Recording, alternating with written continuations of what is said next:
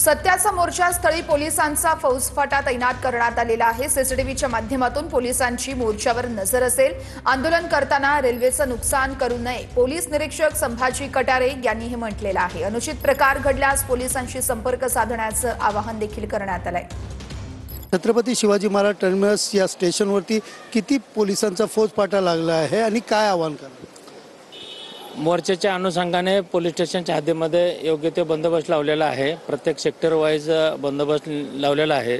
वरिष्ठांच्या मार्गदर्शनाखाली all railway स्टेशनला इथे बंदोबस्त ठेवण्यात आलेला आहे। सर, कुठले कुठले पोलीस या ठिकाणी पहारा करत आहेत? सीसीटीव्हीच्या माध्यमाने देखील आपण देखरेख ठेवणार आहोत।